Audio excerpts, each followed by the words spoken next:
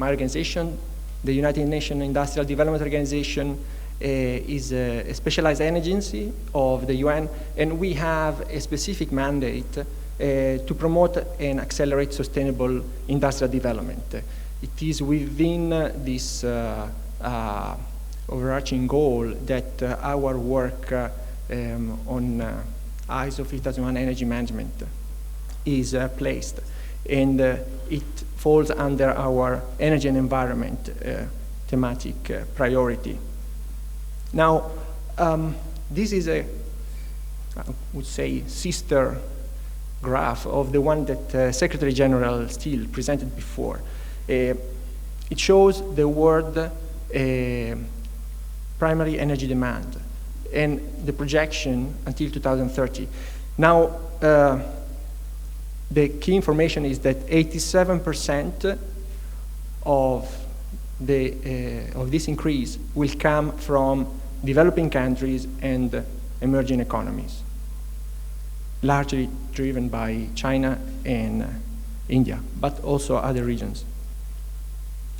If we look at industrial energy use at the moment, again, it is concentrated, I would say, in developing countries and emerging economies, around 60%, and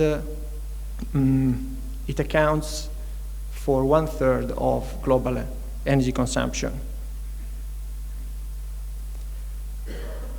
If we look at the productivity of energy use in industry across regions, we can see here an improvement over the last 20 years or so, but within the developing regions, energy intensity remains significantly higher than in Europe or OECD country, so with also significant potential. I think that this slide explains pretty well why developing countries and emerging economies are particularly important for industry, because here you have the projection of future energy demand by sector and regions. And if you look at the industry bar, there are only two colors, and they are China and other non-OECD countries. So basically, the projections are saying that there will not be increased energy demand in industry in OECD country.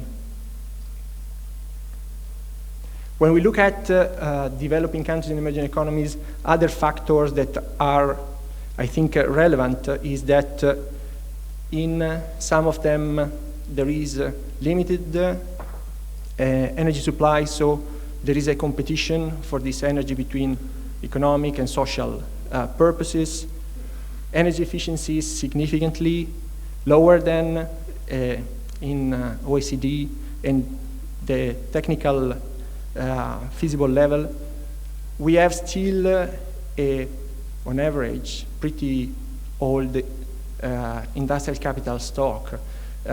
Over the recent past, there has been an acceleration in building new factories and also renovating, refurbishing, but still the pace of replacement requires that attention is given also to what is in existence. So actions need to be taken also there. A fact that is proven by evidence is that if you build energy efficiency since the first place, it is much more cost effective than retrofitting later. This is a factor to bear in mind, since most of the new industrial constructions will come in developing countries. And something that has been also experienced over the recent past is that subsidies on energy, particularly for industry, are progressively being removed. And so companies are becoming more and more attentive to energy cost. Now, developing countries and industry will account for the greatest increment in energy consumption, and efficiency is well below what is feasible when we look at these aspects against climate change. What we can see in this slide, there is a representation of how different policies are expected to contribute to the emission reduction target that are needed to meet the climate change targets that have been set by the international community. And I think the highlight is that 54% of what is possible and needed comes from energy efficiency. And this contribution has to come also, and especially from developing countries, emerging economies. The target is challenging, no doubt, but the majority of these savings and efficiency gains can be achieved with technologies that are commercially available and also with best practices that have been already demonstrated. So we have technologies, we have best practices. As it was mentioned before, energy efficiency has demonstrated that it can save money, improve reliability operation, have very good financial economic returns and other benefits. Nevertheless, still, it's not happening at a level that it would be desirable and which would also be economically feasible. So why this is not happening? What are the reasons? Here I listed what are recognized as main barriers. I've ordered my personal ranking, but I think that this is shared by all the experts that were in ISO PC242. And it is the fact that management is focused on production and not energy efficiency. There is a lack of understanding of what could be or are the benefits in terms of financing, economic, and also quality improvement. There are not adequate technical skills very often within enterprises to deal with energy efficiency improvement and measures, poor monitoring system and data, technology and equipment bias. I think this is to some extent also a hurdle. I will show later something in this regard. There is still a primary attention for the first capital cost in any procurement or investment rather than in the operational cost. And this is something that we experience also within our programs, that even when in a company you have a person or few persons that are skilled thanks to training that they have received, after some time, because of redistribution of staff or the person leaves, you lose those skills and those energy efficiency performance. And last, financial constraints. Now, these slides and the next one are showing a case study. It's a benchmarking study on the foundry sector in Russia. On the left-hand side, you have a comparison of the prices of some of the resources like energy, labor, and services between Germany and Russia. Now, energy price is 46% lower in Russia, labor cost is 80% lower, services 29%. Sorry, is a is equal to 8% of German cost and 29% of German cost. Now, on the right-hand side, you have a representation of the total production cost for 1 unit of production, with Germany being reference 100. Now, the average cost for Russian foundry is 96% of the German cost. So basically, those advantages in terms of lower cost have been totally lost. This is due to a poor management of resources. Energy specifically, consumption is 3 times higher. Labor productivity is also 3 times lower. The last column on the right shows that if a Russian foundry would operate at the same efficiency level of a German, there would be a difference of 36% in total production cost. And 1/4 of that 36% will be only from energy. Now, I think that additional interesting information are coming here because this study found that if average foundry enterprise would match the efficiency of a German one, they would have an increase in the operational profitability by 15%.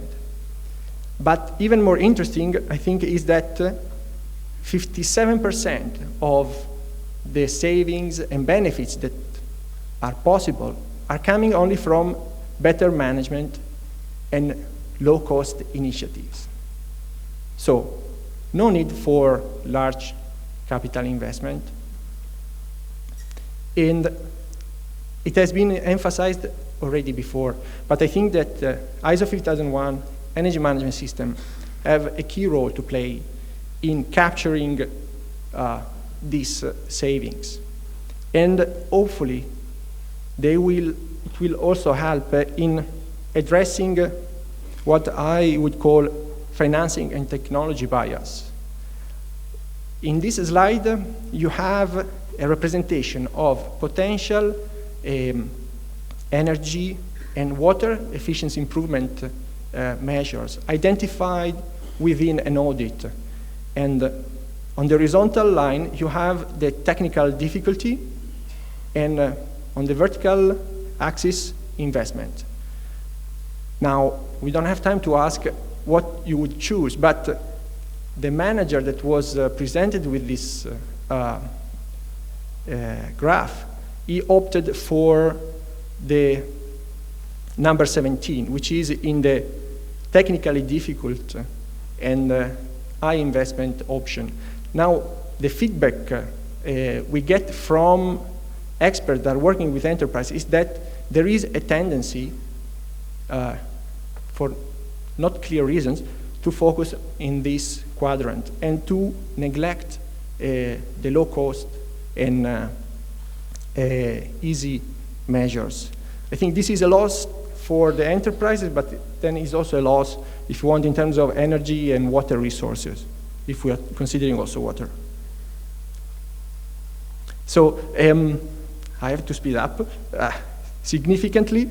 So in terms of what energy management can achieve, as it was said, most of the energy efficiency is related to how energy is managed, and the sustainability of performance is definitely all about energy management. We think that ISO will provide an international recognized market-based framework and best practice methodology to integrate energy efficiency in daily practice, which is what is really necessary. To supplement some data that were provided before, enterprises that in Europe and US have implemented energy management, they achieved annual energy intensity improvement of 2 to 3% on average, compared to a 1% in their business scenario. And I think it's also interesting to say that this company were already doing some work on energy, and most of them were also certified to ISO 14001. So ISO 50001 is going to add definitely value to enterprises. And for companies that did not have significant experience, savings were in the range of 10–20%. Here, there are some opportunities. I will leave those to you to read if you will download the presentation. Just one briefly comment on ISO 50001 and trade. Now, here there is a representation of the trend of certificates in Western Europe and Southeast Asia. If I would have drawn another developing region, the trend would have followed the same pattern. So for 9001, Europe and Japan have driven mainly the dissemination in the supply chain. For ISO 50001, the expectation is that the dissemination will be even broader and stronger because the demand will come for more OECD countries. It was mentioned before, UNIDO has played a catalytic role in initiating the process. We have participated and we have in parallel worked to build a program that could help developing countries in implementing ISO. At the moment we have 12 countries and we are planning to start working in many others, specifically to train enterprises, to train experts, and to assist also the policymakers in building programs to support. So to conclude, I think that the main benefit of ISO 50001 and energy management for developing countries' industry will be to improve their energy productivity and really to enhance their competitiveness. At the same time, we will have also benefits for the environment and for sustainable development. Thank you for your attention.